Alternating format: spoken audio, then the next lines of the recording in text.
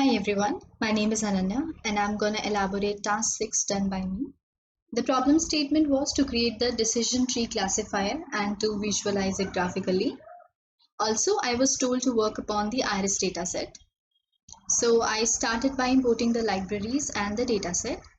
I'll first be checking the dataset and will prepare it for modeling. So as can be seen, the dataset has 4 columns: sepal length, sepal width, petal length, petal width, and one target column which is species. Firstly, I'll do some basic operations on the dataset. So from info function, I get to know that this dataset has 150 records, 5 columns with the 4 having type float and the last one having the object type, and also there are no null values.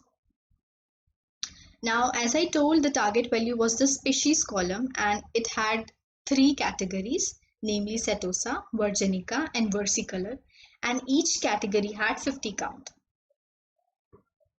Then I performed some basic exploratory data analysis on the dataset. As I already told, there were 3 species, Setosa, versicolor, and Virginica.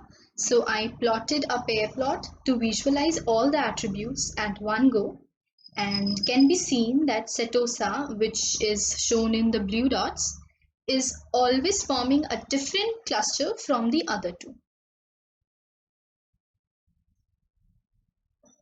This is the correlation matrix, and it gave the conclusion that there is a high correlation between petal length and petal width, and also there is no correlation between sepal length and sepal width. So finally, now comes the data pre-processing part where I separated the features and the target variables. This code here includes all the columns until the last one, and it stores the features in a variable x.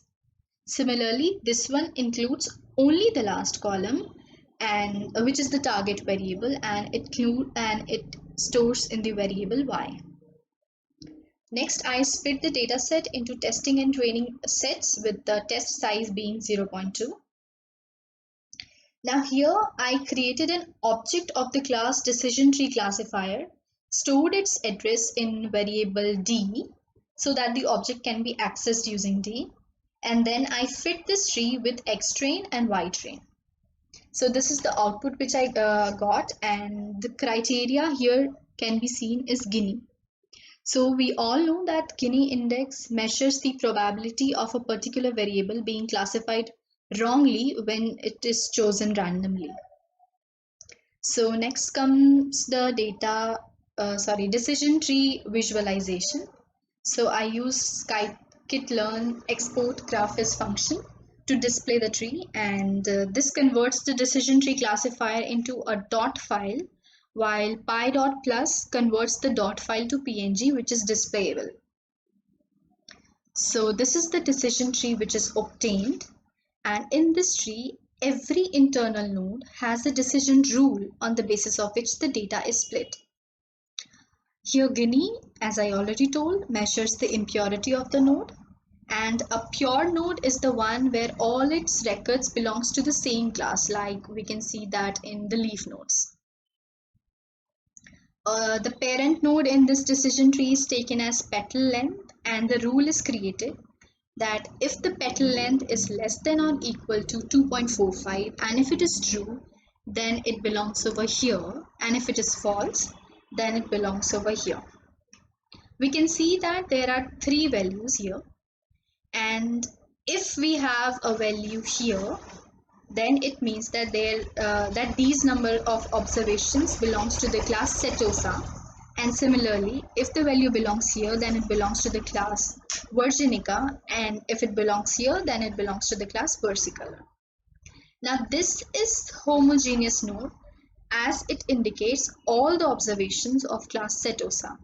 We can see in this decision tree that there are no other node that represents the class Setosa except from this one. Hence, this is the homogeneous node. Also, the green color indicates the versicolor class, while the purplish nodes indicates the Virginica. So we can say that any flower with petal width less than petal length less than 2.5 is setosa. Also, all the leaf nodes has 0 Gini value, and this decision tree has some levels. So for instance, over here we had 150 samples with only 4 features, and if for instance we had more features and more samples, then definitely this tree would have grown much faster with more levels. So we can also say that this tree has the tendency to overfit the data. Now, once the model was trained, I went on to validate the decision using cross-validation method to check the performance of the model on actual unseen test data. The accuracy came out to be 100% on test data. So next, I went on to train the model on actual trained data set. I used the same lines of code as I explained earlier here. So I used the same lines of code and generated the decision tree. So finally, I tried feeding any new test data onto the classifier and saw that it predicted the right class. I tried it for setosa, for versicolor, and for virginica, and it gave the correct results. So that was the task, and I hope it was very informative, and I was also able to explain properly. Thank you so much.